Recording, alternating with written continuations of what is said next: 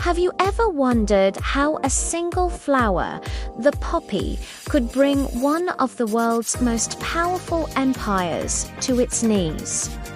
Today, we're diving into the tragic story of how opium devastated Qing Dynasty China. A tale of trade, addiction, and conflict that reshaped history. In the 18th century, the Qing dynasty was a global powerhouse. It boasted a massive economy, a huge population, and a rich culture. Foreign merchants, especially the British, were desperate to trade for Chinese goods like tea, silk, and porcelain. But there was a problem. China didn't really need anything from the West. This created a massive trade deficit for Britain, with silver flowing out of its coffers and into China's. Looking for a solution, the British East India Company found a sinister but incredibly profitable product, opium. They began growing vast fields of poppies in British-controlled India and smuggling the processed opium into China. At first, it was a niche product used by the elite.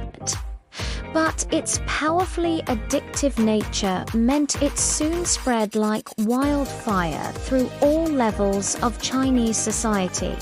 The consequences were catastrophic.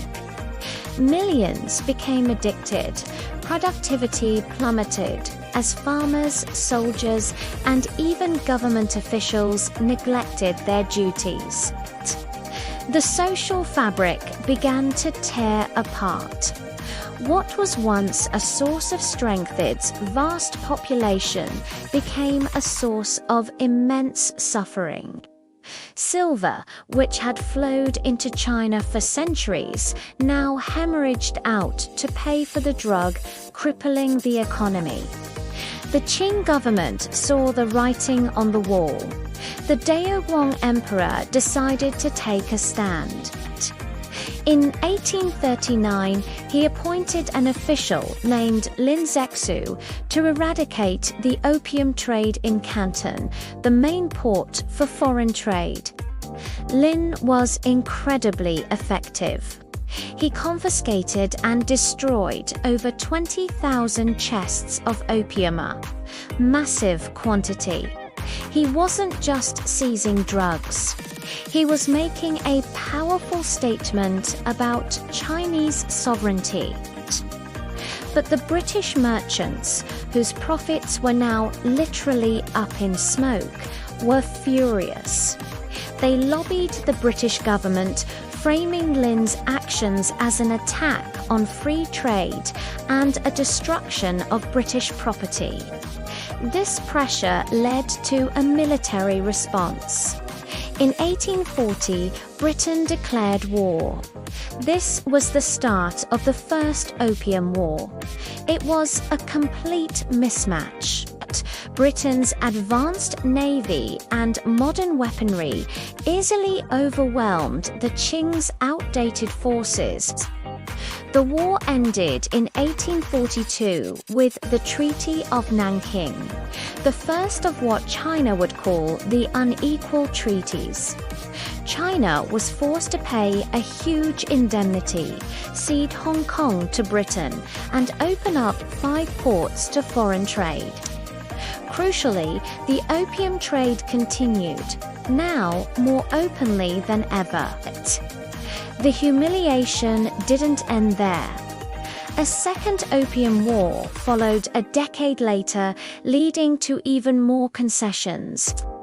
The Qing dynasty, already weakened by internal rebellions like the massive Taiping Rebellion, was now at the mercy of foreign powers. Its authority crumbled, its economy was drained, and its people were demoralized. The century of humiliation had begun. So, while opium itself didn't fire a single shot, it was the poison that weakened the empire from within, making it vulnerable to external forces. It hollowed out its economy, corrupted its society, and ultimately provided the pretext for wars that shattered its sovereignty. The story of opium and the Qing dynasty is a powerful reminder of how economic interests can lead to devastating human consequences. Thank you so much for watching. If you found this piece of history as fascinating as I did, please hit that like button and subscribe for more deep dives into the events that shaped our world. See you in the next video.